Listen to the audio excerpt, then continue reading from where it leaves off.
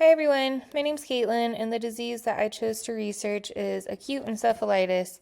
I chose this disease because it is very near and dear to my heart. My mom had it back in 2012. She was a healthy 42-year-old woman at the time with no underlying health conditions. She was placed in a medically induced coma for almost 60 days. I have seen truly how debilitating this disease can be. The disease itself and then the after effects are horrible. When she woke from her coma, she had to go to rehab for a long time, and she had to relearn how to walk, talk, eat, and do all of her basic life functions. So I know how horrible this disease is. My targeted audience is potential donors for the nonprofit charity called Encephalitis International.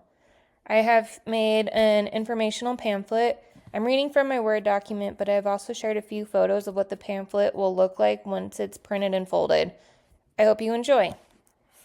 So here on the front cover, I stated what the disease is, and then directly underneath it, I shared what the World Health Organization has said about encephalitis. It says, "We are in a global threat." I wanted to share the importance of this disease and how it's affecting people all over the world. It's not just a localized problem, it's a global problem. And then once you open the pamphlet, here on the second page, I shared some frequently asked questions about the disease. So encephalitis means inflammation of the brain, and acute means it comes on very fast. What causes it? Any type of infection or autoimmune disease can cause it. I think the most common ones I've read were like the herpes simplex virus or any other type of virus, but anything can cause it. It doesn't matter who you are, anyone can get it. Your age, your health, it doesn't matter. Anybody, unfortunately, can be a target for it. And then to be diagnosed, you are going to have a series of tests done, and unfortunately, these tests are pretty expensive. So your care team will need to do a spinal tap, or known as a lumbar puncture. You'll need to get some medical imaging done and lots of blood testing done. And then for treatment, early detection is key. The sooner you can find out you have it, the better. And then they'll first treat the specific cause of encephalitis, and then their second course of treatment would be treat your symptoms and complications such as fever, headache, seizures, things like that. And then I shared on the next page just some numbers going over how serious this disease can be. So in 2021, there was over 80,000 deaths from encephalitis. In the last 10 years, there has been more than 250,000 confirmed cases. And then in the United States in 2010, there was estimated to be $2 billion in medical fees and hospitalizations.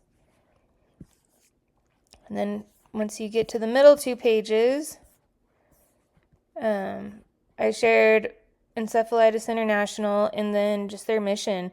I took this directly from their website. It says, Encephalitis International is the only nonprofit of any size anywhere in the world providing direct support and information to people affected by encephalitis, raising awareness of the condition and driving research to improve diagnoses, treatment, and outcomes. I thought this was important because I feel like it shares the heart of this organization and why they're doing it, and I hope that can reach somebody else and make them feel the same way that this charity does.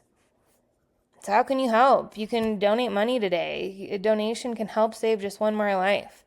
All the money will go towards research, lowering the cost of medical tools that they need to diagnose you, optimizing current vaccines, creating new treatments, underlying the long-term effects, and increasing public awareness and education of the disease. I think those are all very important. So why should you donate? Acute encephalitis is a life-threatening disease with some serious long-term effects. Anyone can get it. You or any of your loved ones can get it.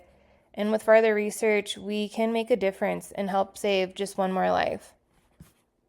And then here on the back, I just shared a picture of my mom.